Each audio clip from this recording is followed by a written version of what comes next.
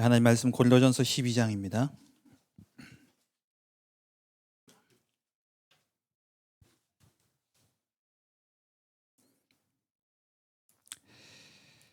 좀 깁니다만은 골로전서 12장 4절부터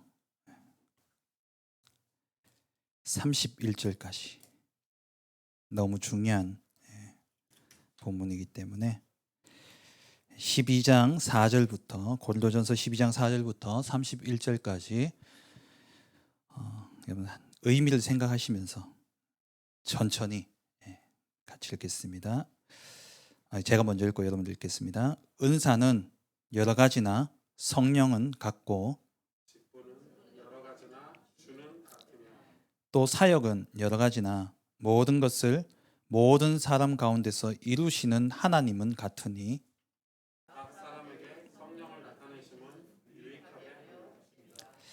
어떤 사람에게는 성령으로 말미암아 지혜의 말씀을, 어떤 사람에게는 같은 성령을 따라 지식의 말씀을, 다른 사람에게는 같은 성령으로 믿음을, 어떤 사람에게는 한 성령으로 병 고치는 은사를, 어떤 사람에게는 능력 행함을, 어떤 사람에게는 예언함을, 어떤 사람에게는 영들 분별함을, 다른 사람에게는 각종 방언 말함을, 어떤 사람에게는 방언들 통역함을 주시나니 이 모든 일은 같은 한 성령이 행하사 그의 뜻대로 각 사람에게 나누어 주시는 것입니다.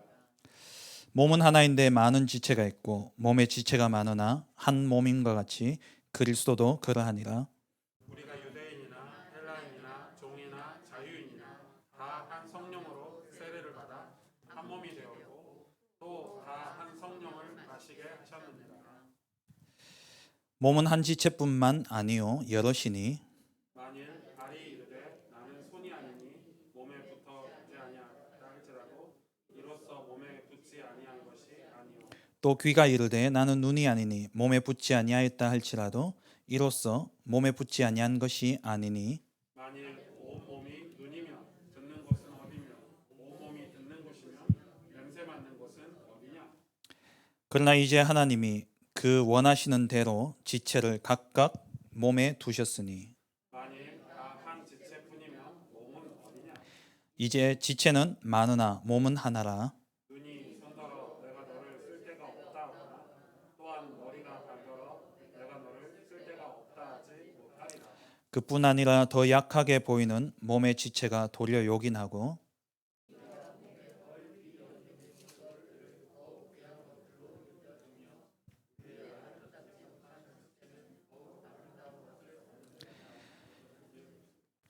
우리의 아름다운 지체는 그럴 필요가 없느니라. 오직 하나님이 몸을 고르게 하여 부족한 지체에게 귀중함을 더하사 몸 가운데서 분쟁이 없고 오직 여러 지체가 서로 같이 돌보게 하셨느니라. 만일 한 지체가 고통을 받으면 모든 지체가 함께 고통을 받고 한 지체가 영광을 얻으면 모든 지체가 함께 즐거워하느니라. 너희는 그리스도의 몸이요 지체의 각 부분이라. 하나님이 교회 중에 몇을 세우셨으니 첫째는 사도요, 둘째는 선지자요, 셋째는 교사요, 그 다음은 능력을 행하는 자요, 그 다음은 병 고치는 은사와 서로 돕는 것과 다스리는 것과 각종 방언을 말하는 것이라. 다 사도이겠느냐 다 선지자이겠느냐 다 교사이겠느냐 다 능력을 행하는 자이겠느냐. 두 절 함께 보겠습니다. 다 병 고치는 은사를 가진 자이겠느냐, 다 방언을 말하는 자이겠느냐, 다 통역하는 자이겠느냐. 너희는 더욱 큰 은사를 사모하라. 내가 또한 가장 좋은 길을 너희에게 보이리라. 아멘.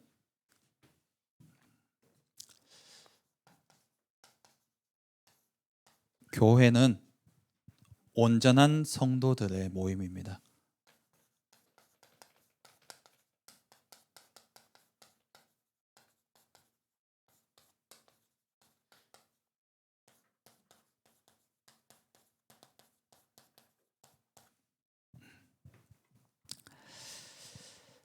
먼저 들어가기 전에 여러분 우리 가스펠 교회가 어느 교단에 소속되어 있는지는 아시죠? 가스펠 교회 직분자신데 교단이 왜 중요하면은 정체성입니다. 그 교단의 신학과 그런 모든 것들이 제가 교회 사역을 하면서 저희 하나교회에서 제가 부교육자 사역을 할 때, 지금도 부교육자입니다만은 몰라요. 자기들이 무슨 교단인지. 전화가 와요. 권사님이. 목사님, 우리 교단이 어디예요? 이래요.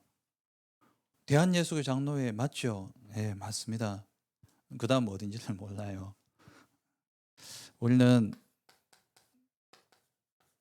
개혁입니다. 보통 이제 대한예수교 장로회 총회라고 이야기를 해요. 다 대한예수교 장로회 총회예요.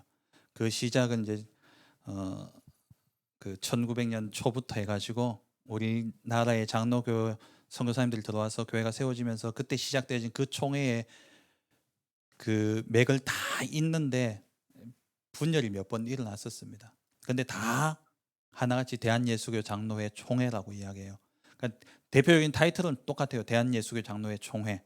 그 안에 합동이 있고 통합이 있고 고신이 있고 또 기장도 있고 또 우리 교단인 개혁이 있습니다. 우리는 대한예수교 장로회 총회, 개혁 총회입니다. 우리는 보통 이제 개신교라 그러죠. 개신교라는 것은 약자입니다. 개혁주의 신앙을 믿는 교회라는 거예요. 개혁주의 신앙도 루터란이 있고 또 칼빈주의가 있죠. 그리고 또 감리교도 사실 개혁주의죠. 근데 우리는 개혁주의 신앙 가운데서도 칼빈주의 신학을 우리는 따르고 있습니다. 칼빈주의에 입각한 개혁파 신학을 우리는 따르고 있고, 이 정체성이 분명해야 돼요. 보통 기독교라고 하면은 예수를 믿는 종교는 다 기독교입니다.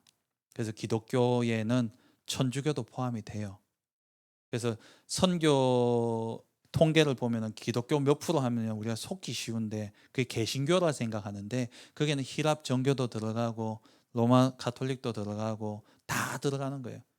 그러니까 신약 성경을 가지고 예수님을 믿는 그들은 오직 예수를 안 믿어서 그러지, 그러니까 예수님을 믿는다고 하는 그들은 다 기독교인데 그 기독교 안에 우리는 구교 신교라 옛날에 그러잖아요. 구교는 로마 가톨릭이고 신교는 개신교회, 개혁주의 신앙을 따르는 교회. 이 개혁파 교회 가운데 우리는 칼빈주의 신학을 우리는 따릅니다. 그래서 우리는 하나님의 절대 주권, 칼빈주의의 가장 중요한 하나님의 절대 주권, 모든 것이 하나님의 절대적인 주권 속에 이루어지는 거예요. 이걸 좀 아셔야 되고요. 우리 한국 장로교 역사가 근한 140년 정도 됐죠. 그 역사 가운데 이제 총회가 세워진 이후로 지금 110년 정도 됐습니다. 1912년도에 이제 장로의 총회가 세워졌어요. 그 이후에 많은 분열들이 있었는데 크게 장로교가 한 4번 정도 이렇게 분열 되어졌었습니다.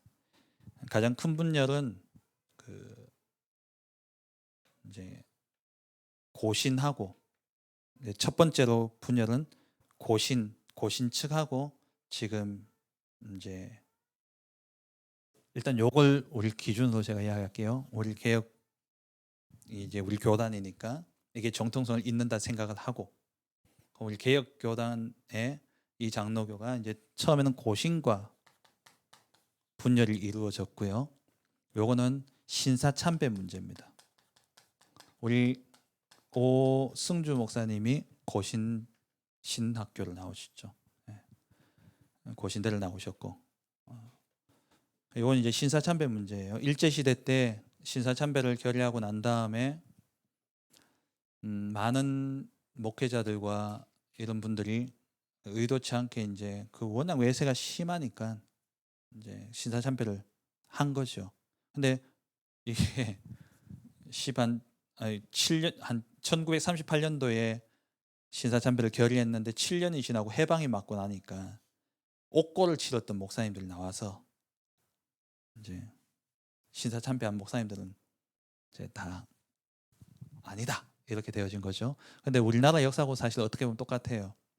일제시대 때 경찰 했는 사람이 해방되고 난 다음에 다 경찰 되듯이 그 당시에 이제 교회를 지켜왔던 분들은 옥에 안 들어가고 교회를 지켜오셨던 분들은 신사참배를 했던 분 어쨌든 거기에 따랐던 분들이 교회를 다 장악해 있으니까 이분들이 옥고를 치르고 딱 나왔는데 저분들이 그 자리에 있으니까 이제 그 문제로 인해서 사실 고신과 그게 이제 나눠지게 되었습니다. 그다음 두 번째 왔던 분열이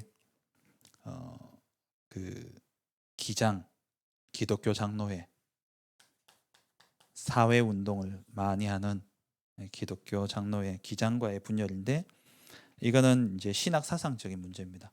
자유주의 신학. 그러니까 기장이 좀 급진적이잖아요. 사회 운동 많이 하고 이 자유주의적인 그런 신학적인 문제로 기장과 나뉘어졌고 요게 고려 고려파 고신하고 나눠진 건 1952년이고요. 그리고 1953년도에 기장과 나뉘어지게 되고 그 다음에 나눠진 게 원래 이제 이전에 있던 그 장로교가 두 개로 나눠지는데 통합과 합동. 그러니까 지금 이제 한국 교회의 가장 큰 교단들이에요. 통합과 합동이 이제 나누어지게 됩니다. 요거는 WCC 문제예요. WCC 에큐메니컬 종교 다원주의. 통합 측은 WCC에 가입해야 된다. 합동 측은 저거는 신앙 사상이 이상하다. 나와야 된다. 우리는 같이 갈 수 없다. 그래서 이제 통합과 합동은 나뉘어지게 됩니다.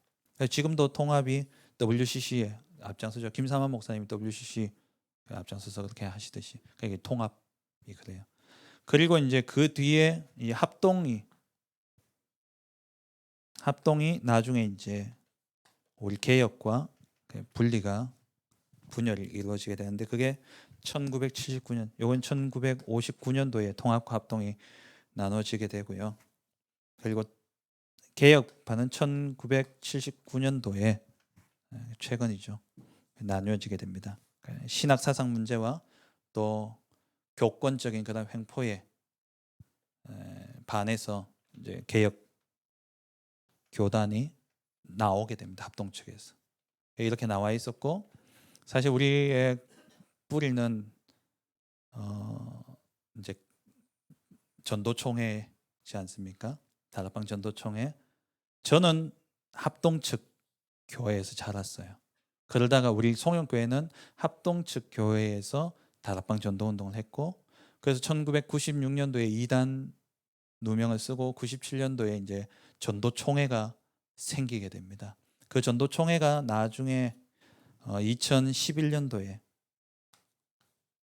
개혁교단하고 합쳐지게 됩니다. 그게 지금 이제 우리 개혁총회입니다. 그래서 이런 역사는 조금 알고 계셔야 돼요. 그래서 우리 교단이 어디냐? 우리 정통 개혁주의, 칼빈주의에 입각한 개혁주의 신앙을 따르는 대한예수교 장로회입니다. 자부심을 가지시기 바랍니다. 예. 오늘 이 강은 온전한 성도들의 모임 교회인데요. 1강의 키는 직위만 가지고 있는 직분자가 아니라 직무를 감당해야 되는 직분자여야 되는데 직무를 감당함에 있어서 내 힘과 내 능력이 아니라 하나님이 나를 세우셨다는 확신 속에 하나님의 능력을 덧입어서 성령의 충만함을 덧입어서 그 힘으로 직분 감당하라는 거예요. 말씀 따라가며 예수님이 그렇게 삼직을 완성하셨던 것처럼 우리도 그 예수님을 따라 직분을 감당함에 있어서 성령의 충만함과 하나님의 말씀의 인도 속에 하나님 주신 능력으로 직분을 감당하라. 그게 1강의 내용입니다. 진작 이렇게 하고 끝냈으면 했는데 1시간이나 해서 죄송합니다. 오늘 2강은 물론 먼저 결론부터 말씀드릴게요. 교회 안에 다양한 사람들이 와 있지만 그리스도로 연합되어진 그러니까 그리스도와 연합되어진 완전한 온전한 성도들이 모인 곳이 교회다는 거예요. 쉽게 한마디로 교회는 모든 성도가 다 완전한 분들입니다. 모자란 분이 없고 부족한 분이 없고 우리가 다르게 볼 필요가 없어요. 그 사람의 성품과 기질과 살아온 배경은 다 제각각이지만 그리스도와 연합한 순간 온전한 자들이 된 겁니다. 다 온전해요. 저기 태영아부실에 있는 저 아이들도 온전한 거예요. 온전한 겁니다. 그걸 인정하고 성도들을 봐야 돼요. 그러지 않으면 나도 모르는 사이에 차별이 되어져요. 그게 갈등이 되어지고 교회에 문제가 오게 됩니다. 각각이 다 온전한 사람들이라는 것. 제가 참 좋아하는 단어입니다. 온전. 제가 아직은 이제 지교회당이니까 만약에 제가 독립하고 이제 교회를 딱 독립하게 되어지면 오래전부터 제가 교회 이름을 제 마음에 두고 있는 교회 이름이 온전케 하는 교회거든요. 온전케 하는 교회. 모든 성도 각 사람을 온전케 해서 그리스도의 몸을 세우는 교회. 그래서 제가 에베소 4장 11절 12절을 제게는 교회를 시작하면서 지교회당이지만 시작하면서 제가 잡은 언약이에요. 성도들 온전케 하는 것. 근데 그 온전케 하는 것은 그리스도로만 가능하다는 것. 내 경험과 내 생각과 내 뜻이 아니라. 그래서 교회는 이 결론을 꼭 가지셔야 돼요. 온전한 성도들의 모임입니다. 누구든지 교회에 왔다면 그 각각은 다 온전합니다. 지금 교회 위기라고 많이 이야기를 하죠. 지금 교회 진짜 위기 시대입니다. 교회가 무너지면 시대가 무너집니다. 성경에 보면은 교회가 무너진 시대, 그 시대는 완전히 다 무너졌어요. 바벨론에 포로된 시대. 요즘 우리 오 목사님 이사야서 강해를 하시던데 이사야서 1장에 나오잖아요. 왜 바벨론 시대가 왔습니까? 마당만 밟고 가는 거예요. 하나님이 그 피 이제 냄새 이제 배부르다. 난 너가 드리는 그거 이제 배부르다. 형식적인 예배. 교회가 마당만 밟고 가는, 하나님 앞에 진정으로 예배드리지 않고 마당만 밟고 가는 이 교회가 결국 어떤 결과를 낳았냐? 바벨론에 의해서 완전히 시대가 망하는 그런 결과를 낳았죠. 그리고 신구약의 중간기가 400년이 있죠. 이 400년을 암흑기라고 표현합니다. 요 시대가 마치 사무엘 시대처럼 하나님의 말씀이 완전히 끊어져 버렸어요. 말라기 때부터 해서 세례 요한 때까지 그 사이에는 어디에도 하나님이 주신 말씀이 없어요. 그 역사 기록이 없습니다. 그럼 왜 이 시대가 왔습니까? 말라기서 1장 10절에 보니까 하나님이 너희 중에 성전 문을 닫을 자가 있으면 좋겠다 그래요. 누가 좀 저 교회 문 좀 닫아라. 성가시다는 거예요. 그 예배 드린다고 하는 그 모든 것들이 가져오는 것들이 전부 다 재물도 흠 있는 거. 너 그 총독한테 갖다 주면은, 니들 총독한테 갖다 주면은 총독이 기뻐하겠냐? 그런 걸 하나님께 드린다고 가져오는 겁니다. 그야말로 형식적인. 교회가 위기 당하면 시대가 멸망당하는 거예요. 헤롯 성전, 정치를 위해서 세워진 성전 아닙니까? 40년이 넘게 걸렸잖아요. 정말 아름답고 웅장하게 세워진 그 교회. 근데 그게 뭐가 없습니까? 복음이 없어요. 그래서 오게 되어진 게 로마 속국 아닙니까? 교회가 이만큼 중요한 거예요. 지금 한국 아주 위기입니다. 그 위기는 대통령의 문제도 아니고 정치인들의 문제도 아니고 교회 문제예요. 교회가 위기예요. 그래서 이 시대가 위기인 거예요. 여러분, 우리 후대를 정말 안전하게, 후대들이 복받게 하고 싶습니까? 여러분, 직분감 나가시면 돼요. 교회를 든든히 세우시면 돼요. 교회를 정말 하나님이 원하시는 교회, 복음만을 말하고 복음을 수호하는 그러한 교회로 세운다면 우리 후대들은 안전할 겁니다. 그런데 우리가 복음 놓치고 정말 형식적인 예배와 그냥 마당만 밟고 가는 그러한 신앙생활을 한다면은 우리 후대들은 노예되고 포로되고 속국되고 나라 없이 멸망당하는 그런 일이 일어날 거예요. 정말 교회를 바르게 세워야 됩니다. 교회의 위기가 왔는데 내적으로 교회의 내적인 위기가 지금 코로나 때에 완전히 여실히 드러났죠. 진짜 하나님이 교회를 닫아버렸어요. 코로나 때. 저는 그걸 보면서 정치, 정권 물론 그들이 했죠. 근데 우리는 우리 안에부터 봐야 돼요. 정말 우리 한국 교회가 우리 교회가 바르게 가고 있는가?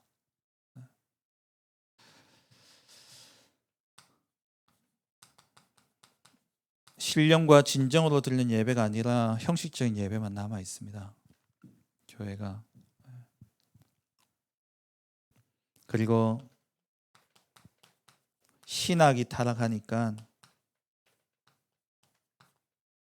목사도 타락하는 거예요. 영적 타락.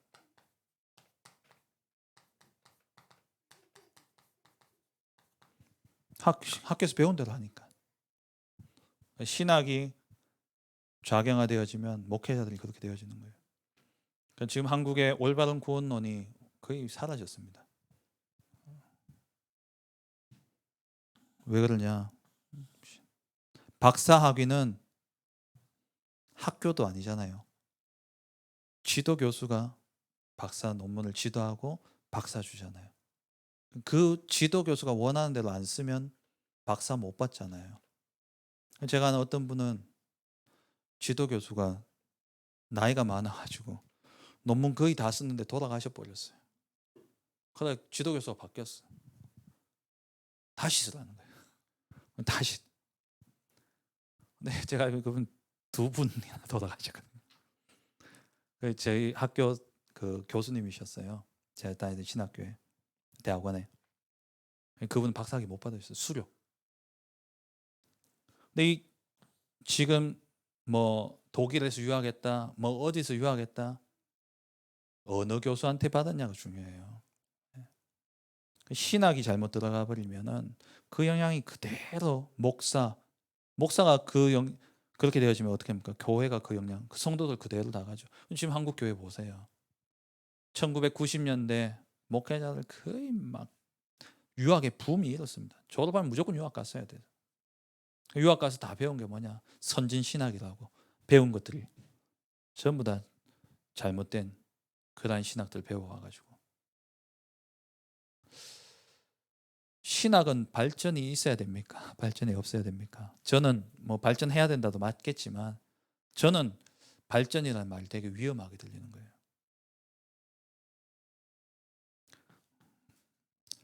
그럼 교회가 완전히 문제가 오게 되죠. 그리고 교회가 세속주의에 완전히 빠져버립니다. 그래서 나온 게 번영 신학 아닙니까? 배불러야 돼요, 다들. 잘 돼야 돼요. 세속주의가 완전히 교회에 덮쳤고, 아까 말씀드렸다시피 직무를 감당하는 직분자는 없고 직위만 남아 있고요. 그리고 가장 큰 원인은 이 모든 것들 속에 복음이 상실되어져, 복음이 사라져 버린 겁니다. 그러니까 하나님이 교회 문을 닫고자 하시는 거예요. 이런 가운데 교회가 또 외적으로 바깥에서 당하는 공격이 있어요.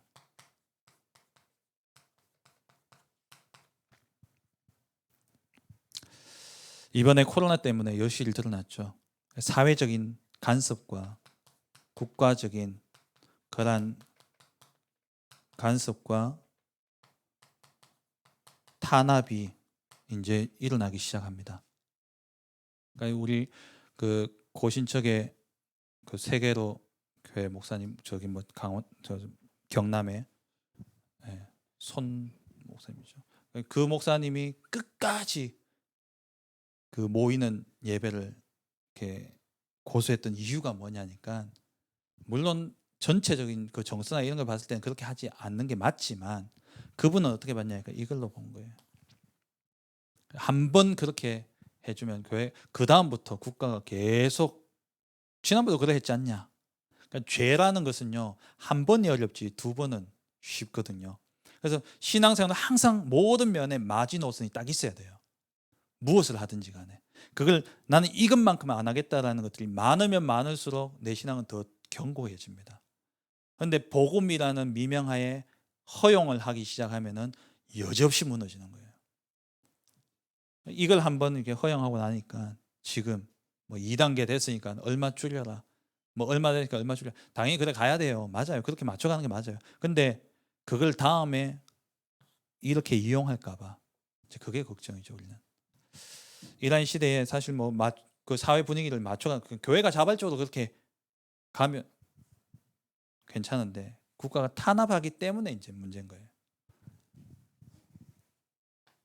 그리고 지금 전통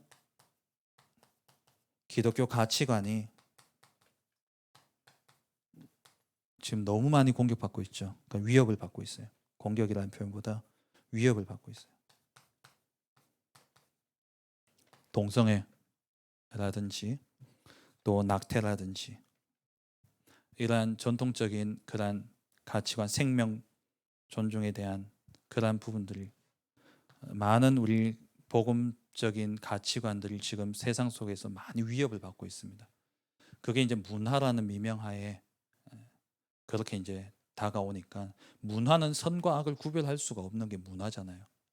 내가 좋아서 하는 건데 뭐 법에 위촉되지 않는 한 문화라는 이름으로는 선과 악을 따질 수가 없는 거예요.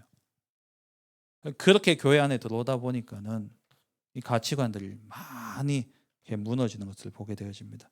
전통적인 가정들이 지금 파괴되고 있잖아요. 프랑스 같은 경우에는 그 동거해도 부부와 같은 그 그러니까 국가의 혜택을 받도록 해주잖아요. 그게 뭐 이름 뭐가 있던데.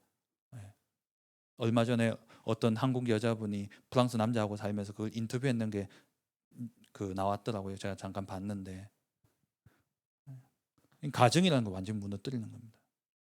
이 모든 게 이제 배경에 흑암이 사단이 역사하는 거죠. 그리고 타 종교의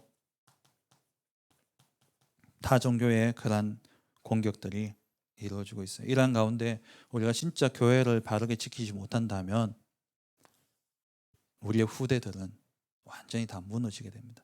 시대가 망하게 되어져요. 그래서 올바른 교회가 회복되어져야 되는데 먼저는 교회에 대한 원론적인 부분 이해를 좀 하고 지나가겠습니다. 지난번 4월 달에 보니까 우리 오 목사님 강의하시면서 교회에 대한 강의들 하셨던데요. 다 아시는 거니까 간단하게 그냥 정리한다 생각하시고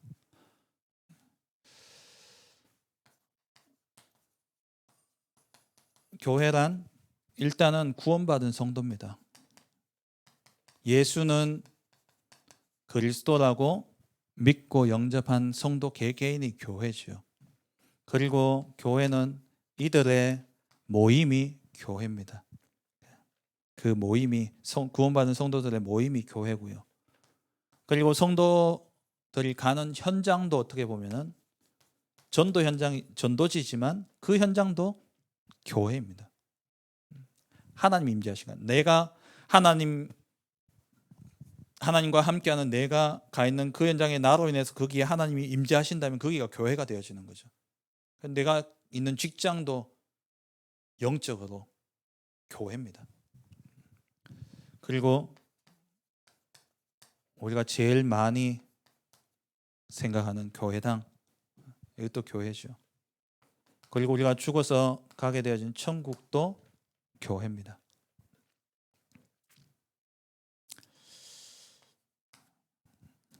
그럼 교회의 성격을 보면요,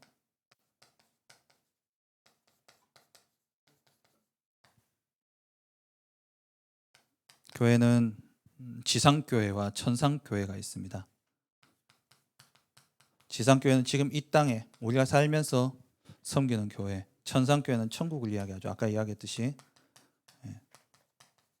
지상교회는 싸워야 되는 교회예요. 왜? 이 세상 임금, 세상 신, 공중권세 잡은 자, 마귀, 사단이 이 세상 왕국을 지배하고 있기 때문에 이 세상 속에서 우리가 하나님 나라의 백성으로서 하나님 나라를 확장해가는 그 일을 위해서는 싸워야 되는 겁니다. 투쟁해야 돼요. 이건 사회와 싸우는 게 아닙니다. 영적 싸움이에요. 천상교회는 뭡니까? 천국. 그래서 죽으면 우리는 사는 동안에 우리는 성화되어져 가는 거고 죽음과 동시에 우리는 영화의 단계에 이르게 되어지죠. 완성되어진다는 거예요. 구원이 완성되어지는 겁니다. 승리하는 거죠. 그게 천상교회입니다. 그리고 또 교회는 유형교회가 있고요. 그리고 무형교회가 있습니다. 요게 이제 가끔 좀 오해를 하는데 유형교회는 이 교회당이 유형교회고 무형교회는 내가 교인인지 아닌지 모르니까 구원받은 내가 뭐 무형교회다 이렇게 생각하는데 이거는 하나님이 보시는 교회는 무형교회. 하나님이 보시는 교회. 하나님이 볼 때는 구원받은 자가 명확합니다. 근데 우리는 여기 있지만 죄송합니다만은 다 예수 믿고 하나님 자녀되신 하나님 백성이지만 혹 예수 안 믿는데도 여기 와 있는 분들이 있을 수 있어요. 근데 영접기도 따라하고 뭐 고백하는 분도 있을 수 있어요. 근데 하나님 자녀 아닐 수도 있잖아요.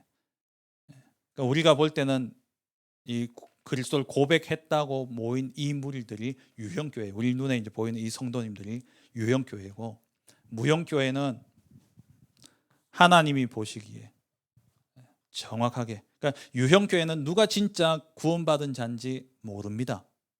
그래서 성경 예수님이 마지막 때에 알곡과 가라지를 하나님 누구든지 주여 주여 하는 자마다 다 천국에 갈 것 아니다라고 이야기하셨죠. 몰라요. 그런 의미에서 우리의 눈에는 교회라고 모였지만 구원받은지 누군지 모르는 거예요. 그게 유형교회예요.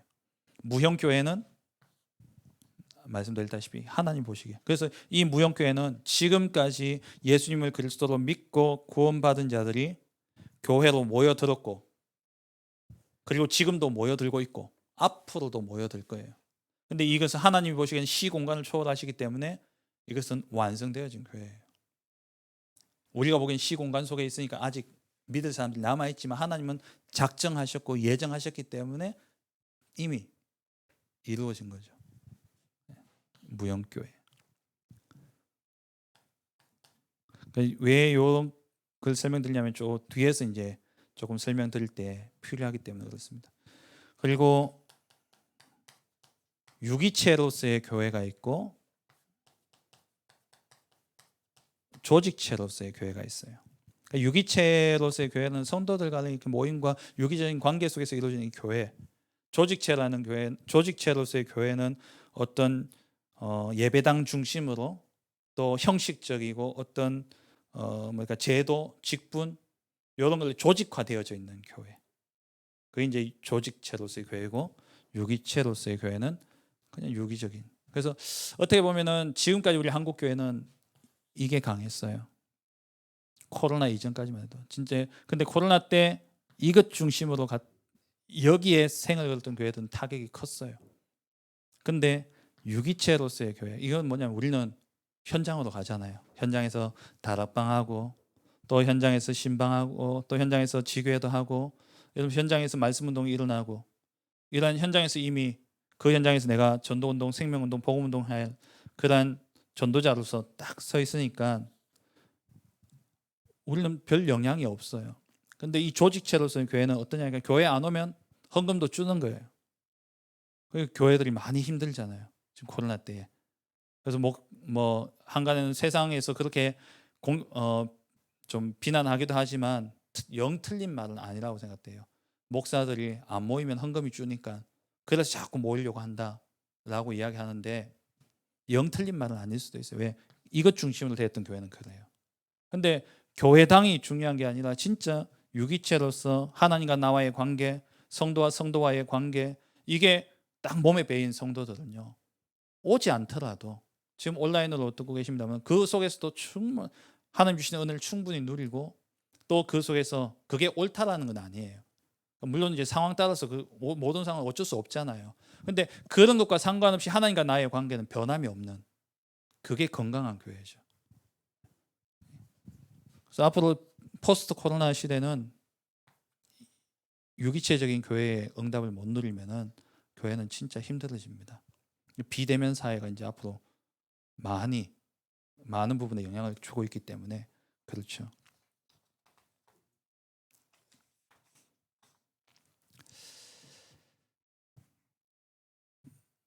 그리고 세 번째, 여기 쓰면 보이십니까?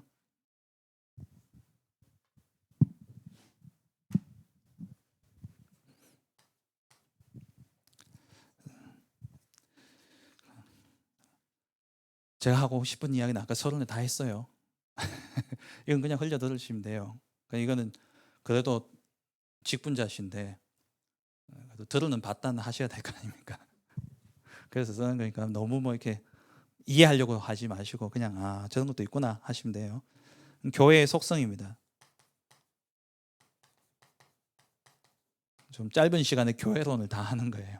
대지 1분에서. 교회의 속성은 통일성입니다. 이게 이제 로마 카톨릭하고 이제 좀 비교가 되는데, 로마 카톨릭은 조직체로서의 통일성. 그러니까 로마 카톨릭은 저도 잘 모르는데 오늘 제가 한번 보니까는 제가 알게 됐는데 그 매주일 본문하고 제목이 로마 교황청에서 이렇게 다 똑같이 나온다 그러더라고요. 그런 통일성이에요. 모든 전 세계 지교회가 지역에 흩어져 있는 모든 교회가 다 하나다. 이게 그 로마 카톨릭이 하는 교회의 통일성이고, 우리의 통일성은 뭐냐? 아까 말씀드린 것처럼 각각 다르지만 그리스도와 연합함으로 우리가 통일되어졌다라는 것. 나는 죽고 내 안에 계신 그리스도께서 사는 것. 세례의 의미가 뭡니까? 세례의 의미는 내가 죽고 그리스도와 연합해서 사는 게 세례의 의미예요. 그런 그리스도와의 통일성. 다 똑같다 이게 아니라 그리스도와 통일되어졌다는 거예요. 그리스도를 통해서 우리가 연합되어지면 그리스도 안에서 그리스도와 통하니까 오늘 읽었던 본문처럼 다 생긴 건 다 다르고 하는 일은 다 다르지만 한 몸인 것처럼 그렇게 통일되어지는, 그걸 이야기하는 거죠. 교회의 또 다른 속성이 뭐냐면 보편성입니다. 쭉 이렇게 퍼져 있다는 거예요. 로마 카톨릭은 전 세계 다 흩어져 있으니까. 그러니까 로마 카톨릭은 전 세계에 흩어져 있는 그 로마 카톨릭 교회 교인들이 사실 그 외에 다른 교단들 다 합친 것보다 많잖아요. 그 자기들 이제 보편, 거기서 이야기할 때 교회는 이제 온 세계에 우리 로마 카톨릭이 없는 데가 없다, 이제 이런 의미에서 보편적인 교회고, 우리는 그게 아니라 아까 이야기했던 무형 교회를 이야기하는 겁니다. 시 공간을 초월해서 하나님이 선택하신 자들, 그 사람들이 어디든 다 있다라는 거예요. 영생 받기로 작정된 자는 다 믿더라. 그날에 영생 받기로 작정된 자는 다 믿더라. 그런 의미에서 보편적. 어디를 가더라도 하나님이 영생 주시기로 작정된 선택받은 하나님의 백성들이 있다라는 그 의미에서 교회의 보편성을 이야기하고요. 그리고 거룩성입니다. 로마 카톨릭은 어떤 삶적인 도덕적인 거룩을 이야기하지만 우리는 그리스도로 인해서 칭의죠. 그리스도로 말미암아 우리가 의롭게 되어진 그 거룩성을 의미합니다.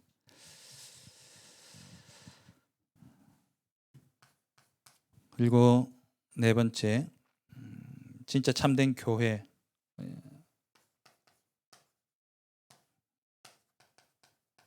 참된 교회의 모습은 어떠냐? 하나님의 말씀을 전파하는 것. 다시 말하면은 진리의 보존입니다. 복음을 수호하고 복음을 전달하는 게 교회의 참된 사명이죠. 참된 교회의 사명이에요. 복음 지키고 복음 전달하는 것. 그럼 복음이 뭡니까? 예수 그리스도잖아요. 왜 이 그리스도의 복음을 전달하고 이 복음으로서 하나님의 나라를 완성해 가는데 그렇다면 우리가 복음을 전달한다 할 때 이 전달은 전도를 이야기하는데, 전도라는 부분은 우리는 가서 예수님이 누구고 이 예수님을 믿도록 만들어주는 게 전도잖아요. 근데 그보다 먼저 우선되어져야 될 것이 뭐냐니까 창세기 1장 27절의 회복입니다. 하나님의 형상을 회복하는 것. 그 말은 뭐냐니까 나를 볼 때 하나님이 보여지는 거예요. 그게 진짜 전도입니다. 우리가 제가 말씀드린 윤리 도덕적으로 깨끗하게 그렇게 살아라는 말이 아니라 신학적으로 보면은요, 하나님의 성품이 하나님만이 가지고 계시는 고유적인 성품이 있고 하나님이 가지고 계신 그 성품이 우리의 인간의 모습에 보여지는 게 있어요. 그걸 이제 신학적 용어로 공유적 속성, 비공유적 속성이라 그러는데, 하나님만 가지고 있는 속성을 비공유적, 인간하고 공유되지 않는 속성. 그게 어떤 거냐면은 독립, 하나님은 자존, 스스로 계신 분이잖아요. 우리는 다 부모를 통해서 오는 거고, 그리고 불변, 하나님은 변하지 않으시죠. 어제나 오늘이나 동일하시죠. 우리는 변하잖아요. 그리고 무한, 제한받지 않으셔요. 하나님은 영이시기 때문에. 그리고 어디든지 안 계신 곳이 없죠. 우리는 시공간의 제약 속에 있는데, 이게 비공유적 속성이라면 공유적 속성은 뭐냐니까 하나님이 가지고 계신 지혜와 지식, 우리도 지혜와 지식을 가지고 있잖아요. 그리고 또 하나님이 가지고 계신 그 선한 선, 우리도 선 있잖아요. 하나님이 가지고 계신 사랑, 그 사랑이 우리에게도 있어요. 그 사랑 안에는 은혜와 자비, 긍휼하심, 또 오래 참음도 사랑이잖아요. 사랑은 오래 참고 하나님이 우리를 기다려 주시잖아요. 이게 또 하나님 거룩함과 공의로우심, 이게 하나님의 성품인데 그게 우리에게도 있는 거예요. 그래서 우리는 하나님의 형상입니다. 그럼 우리를 통해서 뭐가 드러나야 되냐? 우리에게 있는 사랑이, 우리가 가지고 있는 이 선이, 우리가 가지고 있는 이 공의로움이, 그게 드러남으로써 그 세상의 사람들이 하나님이 보여져야 돼요. 하나님이. 아, 저 사람은 정말 하나님의 사람이구나. 윤리 도덕적인 걸 제가 이야기하는 게 아니라 하나님의 성품이 나의 삶을 통해서 뭐랄까 반사적으로 이렇게 거울처럼 보여져야 되는 거예요. 그래서 로마서 1장에 보면은 만물이 하나님을 드러내잖아요. 만물이 하나님을 나타내요. 그 만물 속에 우리도 있는 겁니다. 우리를 통해서 하나님이 나타나야 돼요. 그럴 때 이 사람이 진짜 나를 통해서 하나님을 보고 하나님을 만나고 싶을 때 우리가 뭐였냐? 그리스도 복음을 정확하게, 하나님 만나는 길, 그리스도 복음을 정확하게 전달해야 되죠. 근데 요게 빠지고 맨날 그리스도만 이야기하고 돌아다니니까, 좀 표현 제가 돌아다닌다는 표현이 그런데 왜 그러냐면 저희 집 사람이, 제가 지난번에 왔을 때도 그 이야기 했는데, 대학 4년 동안 1994년 95년 이때 우리 이 다락방 전도운동에 있던 분들은 전부 다 뭐냐니까 영접이 키였어요. 그리스도 복음자는 무조건 영접시키는 거거든요. 그때 대학에 들어가서 저희 집사님 은혜 받고는 막 만난 사람마다 예수 믿어야 된다고 그리스도 복음자 하다 보니까 졸업할 때 친구가 아무도 없어. 다 도망가는 거예요. 보면 피하고 도망가는 거예요. 왜? 잡히면 예수 이야기 들어야 되니까. 이 사람들의 보기에는 하나님이 보여지는 게 아니라 저 극성적인 그 예수쟁이로 보여지는 거예요. 제가 이 부분을 좀 최근에 기도하면서 묵상하면서 우리를 통해서 하나님의 영광이 드러난다, 하나님이 영광 받으신다라는 게 뭐냐니까 내 안에 하나님이 우리에게 하나님의 형상으로 주신 그 성품이 우리의 삶을 통해서 나타나야 돼요. 그럼 그건 어떻게 나타나냐? 착하게 살고 바르게 살고 내가 그렇게 해야 되겠다가 아니라 아까 말씀드린 것처럼 정말 성령의 충만함을 내가 누리고 있으면 하나님의 성품이 나를 이기고 나오게 돼요. 내가 죽고 내 안에 계신 그리스도께서 사는 것.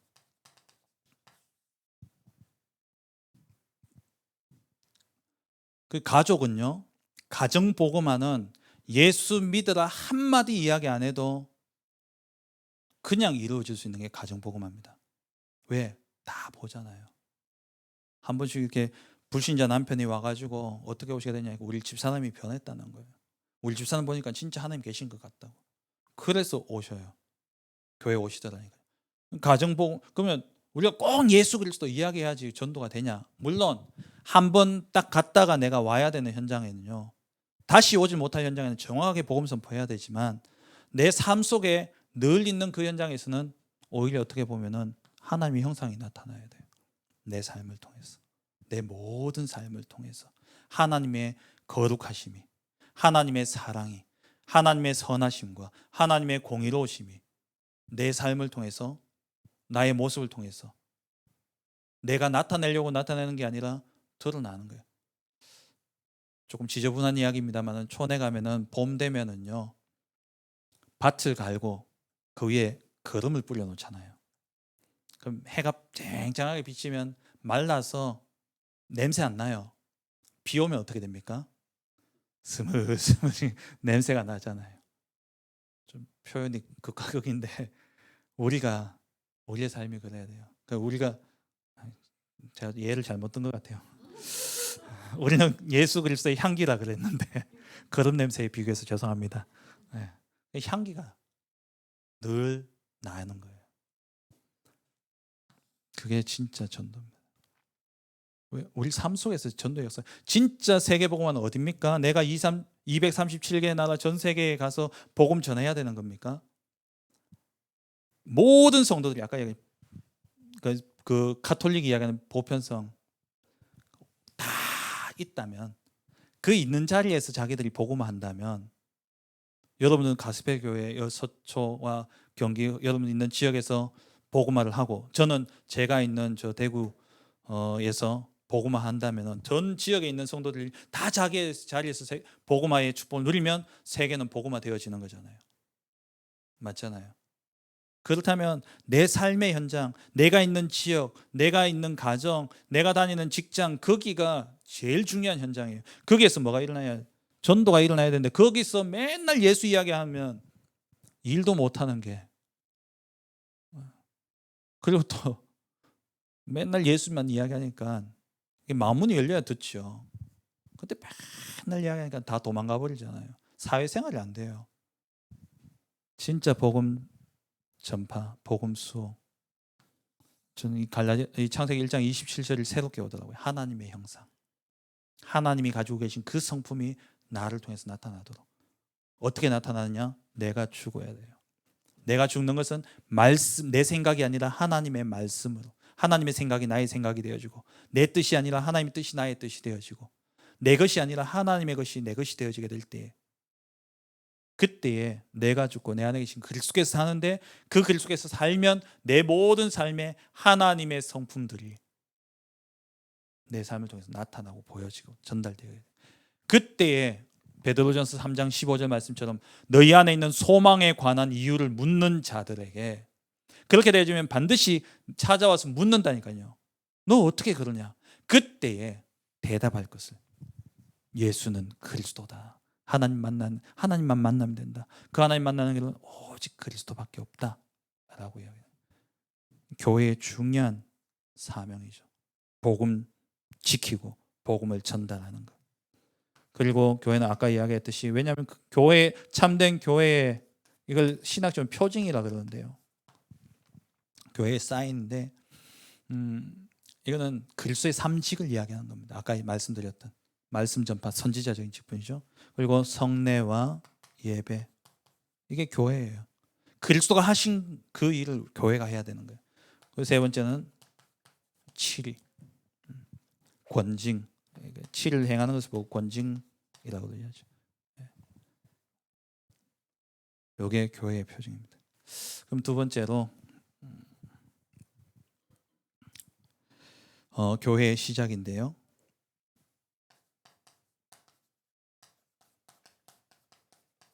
교회의 시작은 마태복음 16장 16절 고백으로 시작되어지는 겁니다. 주는 그리스도시요 살아계신 하나님의 아들이시니이다. 이 믿음의 고백 위에 예수님이 베드로에게 이 반석 위에, 그 반석이 베드로도 의미하지만 로마 카톨릭은 그 반석을, 베드로의 이름이 그 게바, 이게 반석이라는 뜻이잖아요. 그래서 베드로를 초대 이제 교황으로 세워가지고, 왜 베드로를 통해서 예수님이 교회를 세운다 했기 때문에, 그래서 이제 초대 교황을 세웠는데, 여기서의 이 반석은 사실 어떻게 보면 이 고백입니다. 이 고백이 무너지지 않는 거지 베드로는 무너져요. 베드로는 예수님 부인하고 도망갔잖아요. 그리고 또 예수님 부활했다는 소식 듣고 또 짐 싸가지고 갈릴리로 갔잖아요. 근데 예수님이 갈릴리로 가라 하긴 하셨어요. 가서 나를 볼 것이다 했는데 근데 그 말씀 순종해서 간 게 아니라 베드로는 부끄러워서 가서 거기서 예수님을 만나게 되어졌죠. 근데 이 믿음의 고백, 이 반석 위에 교회를 세우죠. 오늘 내가 가서 예수님 그리스도다 복음을 전했을 때 이분이 예수님을 믿고 영접하는 순간 너희가 하나님의 성전인 것과 하나님의 성령이 너희 안에 거하시는 것을 알지 못하느냐. 하나님의 성령이 그 안에 거하심으로 하나님의 성전이 되어지는 교회가 세워지는 거죠. 그러니까 구원받은 성도들 이 교회가 세워져 가는 거예요. 교회는 여기서 시작되어집니다. 교회 안에는 각각의 지체가 있죠. 오늘 읽었던 말씀처럼 교회는 이 각각의 지체들이 그리스도를 머리로 해서 연합되어지는 것이 교회입니다. 각각의 지체들이 통일성을 이루되 아까 말씀드린 것처럼 그리스도와 연합함으로 통일되어지는 거예요. 손은 손의 역할을 해야 돼요.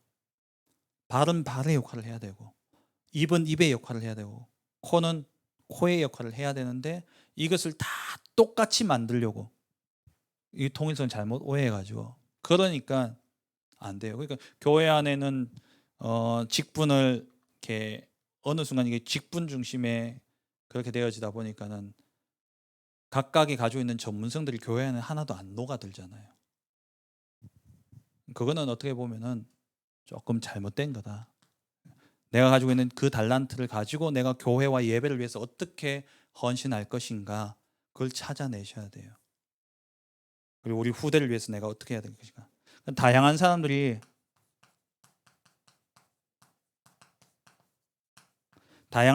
있고 그 다양한 사람들에게 다양한 은사를 주셨습니다. 오늘 본문에 읽었던 것처럼 6절 말씀에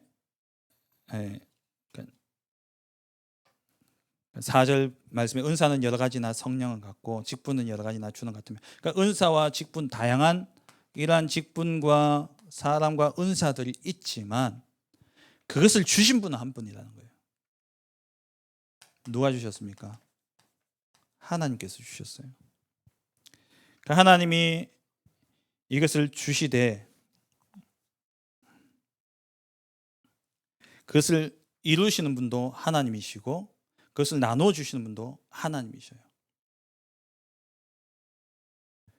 18 계속 그 말씀이 반복되어지는데 6절 말씀에 모든 사람 가운데 이루시는 분은 하나님은 이루시는 하나님은 같다. 그러니까 사역은 여러 가지지만 그것을 이루시는 분 하나님이시고 또 어떤 사람에게는 지혜의 말씀을 어떤 사람에게는 지식의 말씀을 어떤 사람에게는 믿음을 또 병 고치는 은사를 능력 행함을 다 이런 각종의 은사를 주셨지만 누가 줬냐? 한 성령이 주셨다는 거예요. 한 성령께서. 그렇다면 그 사람에게 차이를 두고 어떤 순위를 매기고 어떤 능력치를 부여한 것이 아니라 역할이에요. 그 역할을 감당하라고 주신 겁니다. 그렇다면 역할 면에서 보면은 다 온전한 거예요. 우리를 그걸 이게 은사 갖고 고린도 교회의 문제가 뭐였냐니까 은사 싸움인 거예요. 이 은사 방언이 크냐? 아니다. 방언을 통역하는 게 더 크지 않냐? 방언 통역하는 은사가 더 크고 뭐가 크고 은사 싸움을 막 하는 겁니다. 내가 받은 은사가 더 크다. 거기에 대해서 바울이 오늘 이야기하고 있는 거예요. 여기서 나오는 이제 예를 들면 토기장이 비유하고 비슷하죠.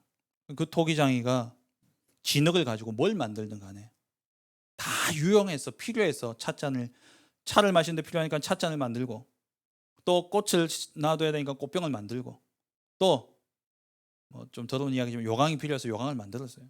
그럼 토기장의 입장에서 봤을 때 다 필요해서 만든 건데 자기의 입장에서는 나는 왜 요강이냐 이렇게 말하는 것 자체가 틀린 거라는 거예요. 교회 안에 여러 가지 직분이 있고 또 다양한 사람들이 모여들고 다양한 은사와 다양한 직분과 또 다양한 직업과 그런 사람들이 있지만 하나님이 필요에 의해서 세우신 사람이라는 거예요. 그렇다면 그 각각은 불완전한 것이 아니라 온전한 거라는 거예요. 그 모든 은사도 온전한 거고 그 사람도 온전하다는 거예요. 성경에 보면은 마태복음 1장에 보면 예수님의 족보가 나오는데 족보에 여자 이름 5명 나오잖아요. 다 남자 이야기인데 여자 이름 5명 나오는데 5명 다 이상한 여자예요. 맞잖아요.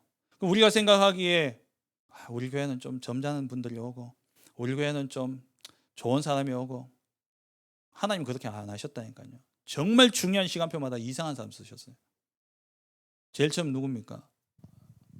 유다의 며느리 다말. 이게 어디서 그런 생각이 났는지 시아버지하고 그래가지고 대를 잇겠다고. 언약적인 관점이죠. 그리고 라합, 성경에 기생되어 있잖아요. 근데 우리는 자꾸 이제 성경 그대로 보시면 돼요. 진짜 기생이었어요. 근데 기생인데 원문에는 창녀라는 뜻이 있어요. 몸을 팔았을 수도 있어요. 우리는 우리 이미지가 있지 이래가 이제 자꾸 좋게 보려고 하는데 진짜 그랬어요. 근데 그 사람도 하나님 쓰셨다니까요. 메시아의 족보에 들어오게 되죠. 그 사람이 이세의 할아버지 다윗의 그러니까 할머니가 되어졌잖아요. 그리고 밧세바, 왕을 꼬셨는지 모르겠습니다만은 어쨌든 다른 남자의 아내. 그리고 우리는 성경에서 보니까 성령으로 잉태된 줄 알지만 그 당시에 마리아를 본다면은 어디서 저 처녀가 남자 어떻게 해가지고 애를 가진 거예요. 우리가 보기엔 다 불완전해 보이고 뭔가 모자라 보이고 틀린 것처럼 보여지는데 하나님 앞에서는 온전하다는 거예요. 왜? 그 역할 때문에. 그래서 여러분 성도들 볼 때에, 성도님들 한 분 한 분 볼 때에 정말 이 눈이 열려져야 돼요. 그러니까 하나님이 택하셨고 하나님이 의롭다 하셨으면 더 이상 우리는 물어서는 안 돼요. 그게 로마서 8장 33절 34절에 누가 능히 하나님께서 택하신 자들을 고발하리요. 의롭다 하시는 이는 하나님이시네. 우리가 하나님의 자리에 오를 수 있습니까? 하나님 깨끗하다 했고 하나님이 의롭다 했으면 끝난 겁니다. 그래서 교회에 와 있는 거예요. 저 사람이 보기에는 조금 세상적으로 볼 때는 조금 그럴 수도 있고 배경과 출신이 그럴 수도 있고 또 하는 일이 그럴 수도 있고 또 상태가 안 좋을 수도 있어요. 하지만 하나님이 그 사람을 택하시고 하나님이 그 사람에게 그리스도의 복음을 깨닫게 하셔서 믿게 하셨다면 그 사람은 그 자체로 의롭게 된 거고 그 사람은 의인이고 완전한 자라는 겁니다. 직분자가 가져야 될 중요한 눈입니다. 오늘 교회론을 이야기하고 있지만 제일 키는 그거예요. 모든 성도들은 온전하다. 우리 가스펠 교회에 와 있는 모든 성도들은 하나님 앞에서 의롭다 칭함을 받은 의인이요 완전한 자다. 그래서 구별은 되어 있어야 되겠지만 차별은 없어야 돼요. 누가 정죄하리요? 죽으실 뿐 아니라 다시 살아나신 이는 그리스도 예수시니 그는 하나님 우편에 계신 자여 우리를 위해 간구하시는 자니라. 누가 정죄하겠느냐? 그리스도께서 죽으시고 부활하시면서 그 모든 문제를 해결하셨는데 우리가 정죄할 거 아니에요. 우리가 할 수 있는 게 아닙니다. 그래서 치리가 필요하지만 또 징계가 필요하지만 그 징계의 목적이 잘잘못을 따지기 위함이 아니라 살리기 위한 거예요. 고치려고 하는 게 아니라 저 사람은 살리기 위한 치리가 되어져야 돼요. 살리기 위한 권징이 되어져야 돼요. 살리는 거하고 고치는 건 다릅니다. 그죠? 더 이상 설명 안 드려도 아시잖아요. 저 사람은 어떻게 살릴 수 있을까? 그럼 살리기 위해서는 때로는 묵인하고 지나가는 게 저 사람이 사는 거라면 살려줘야 돼요. 다양한 사람들이 오지만 다 그리스도 복음 안에서는 온전하다. 그래서 모자라지 않습니다. 천국에는 쓰레기통이 없다라는 표현이 그런 말씀 잘 하시는데 하나님이 완전한 자로 부르셨어요. 나는 완전합니까? 여러분은 온전하십니까? 아니잖아요. 오히려 내가 부족하면 부족할수록 바울의 고백처럼 나의 약함이 곧 하나님 그리스도의 하나님의 강함이다. 죄가 더한 곳에 은혜가 더한다. 죄가 가득한 곳에 은혜가 더한다. 그 말은 죄 짓고 살아라 이 말이 아니라 내가 할 수 있는 게 없으면 없을수록 하나님의 능력은 더 강하게 역사하는 거예요.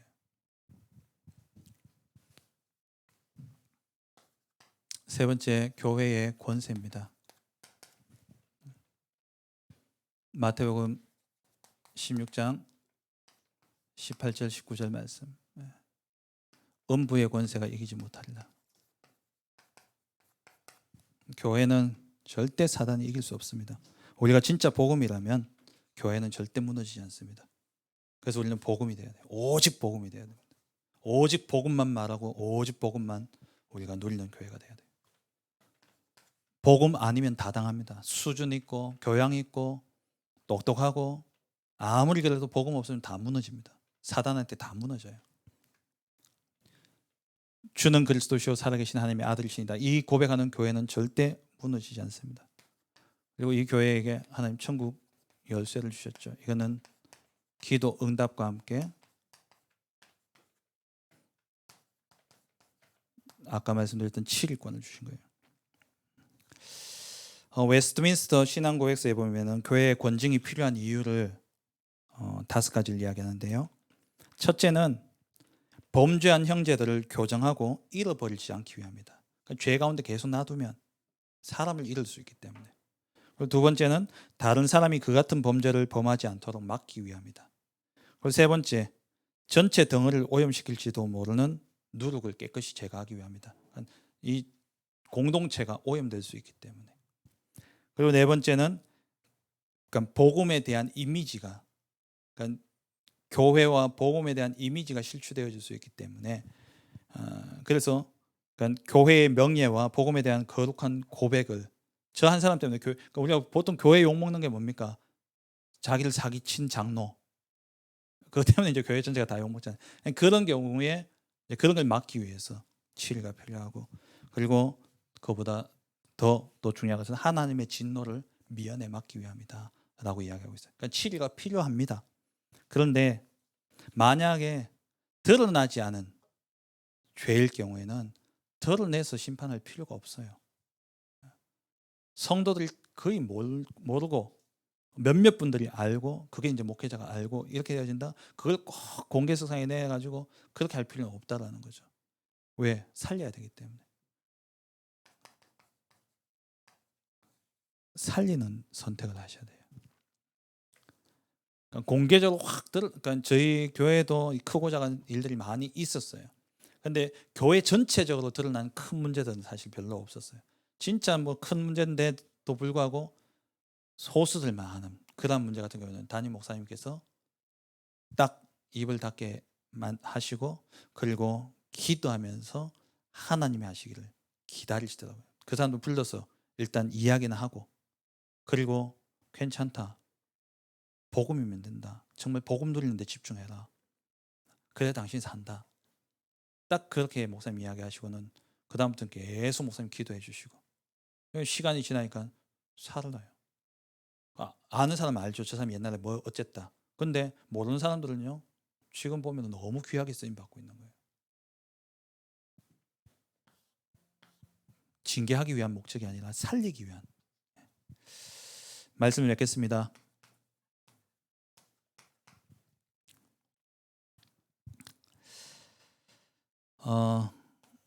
또 결론은 이건데요. 에베소 4장 11절에서 16절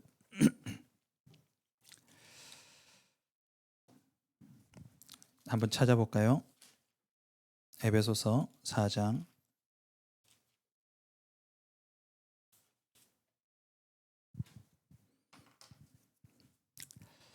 각각의 직분자들을 세우는 것은 12절에 성도를 온전케 하고 그러니까 물론 이제 온전한 성도들이 왔는데 이들이 완전 복음으로 누릴 수 있도록 도와주는 것 말씀 중심으로 살아갈 수 있도록 도와주는 것이 직분자의 할 일이고 그리고 봉사의 일, 섬기는 것이고 그리스도의 몸을 세우는데 이렇게 우리가 온전한 사람을 이루어서 하고자 하는 게 뭐냐니까 그리스도의 장성한 분량에 충만한 데까지 이르는 거예요. 교회가 성숙해 가는 겁니다. 직분자를 세워서 이렇게 교회를 섬기는 이유가 뭐냐? 교회가 성숙해지고, 왜 성숙해져야 되니까 14절에 성숙해야지 흔들리지 않는 겁니다. 속지 않아요. 어린애들 보면은 별거 아닌 거에 쉽게 넘어지고 속고 그러잖아요. 어린아이 신앙이 되어서는 안 된다는 거죠. 온전히 자라서 14절 말씀에 사람의 속임수와 간사한 유혹에 빠져 온갖 교훈의 풍조에 밀려 요동하지 않게 하도록 하기 위해서 교회는 성장해야 됩니다. 그리고 그렇게 해서 어디까지? 16절에 온몸이 각 마디를 통하여 도움을 받음으로 연결되고 결합되어 각 지체의 분량대로 하나님 은사를 주셨고 그 은사대로 감당하게 될 때 그 몸을 자라서 사랑 안에서 스스로 세우느니라. 모든 성도들이 자기의 역할을 다 감당하게 될 때에 온전한 성도, 그리스도로 말미암아 온전케 되어진 성도들이 자기에게 주어진 그 직무를 하나님의 말씀 따라 하나님 주신 성령의 능력으로 그 직무를 감당하게 될 때에 교회가 성장하게 되는 거예요. 교회가 성장하게 되면 세상의 이런저런 그 바람에 흔들리지 않고 살아남는 교회가 아니라 서바이벌하는, 생존하는 교회가 아니라 시대를 변혁하고 시대를 살리는 교회가 되어지는 겁니다. 그 중요한 자리에 있는 분들이 누구냐? 직분자들입니다. 그래서 우리 모든 가스펠 교회 직분자 여러분들은 정말 온 성도 한 사람 한 사람 정확한 복음을 알고 누림으로 온전케 되어져, 그러니까 그들을 온전케 세워서 그리스도의 몸을 세움으로 시대 가운데 정말 세상 살리는 그러한 교회를 세워가는 응답 누리시길 주의 이름으로 축원합니다. 하나님 감사합니다. 우리 가스펠 교회 또 두 번 개척을 하고 교회가 설립되어진 이후에 두 번째 임직식을 앞두고 있습니다. 우리 모든 직분자들이 하나님이 주신 직분임을 확신하고 그 맡겨진 직무를 감당함에 있어서 내 힘과 내 능력이 아니라 하나님이 주시는 그 지혜와 능력, 성령의 충만함을 덧입어 말씀 따라 직무를 감당하는 가운데 주의 몸된 교회를 세워 정말 이 교회가 성숙하여져 세상을 살리고 세상을 변화하는 그러한 멋지고 아름다운 하나님 앞에 기억되어지고 기념되어지는 교회를 세우는데 쓰임받는 우리 모든 직분자들 될 수 있도록 축복하여 주옵소서. 세우신 우리 오성주 목사님에게 성령의 충만함과 오력을 다하여 주옵시고 정말 하나님이 원하시는 교회, 하나님이 원하시는 목회, 하나님이 원하시는 제자들 세워가는 그러한 귀한 목회자로 쓰임받게 하여 주옵시며 동력하는 우리 모든 교역자들과 또 함께 세워진 우리 모든 직분자들이 그리스도로 연합되어져서 각각이 가지고 있는 달란트와 은사를 가지고 몸된 교회를 세워가는 그런 아름다운 유기체적인 교회의 축복을 누리는 우리 가스펠 교회가 될 수 있도록 축복하여 주옵소서. 감사드리며 예수 그리스도의 이름으로 기도합니다. 아멘.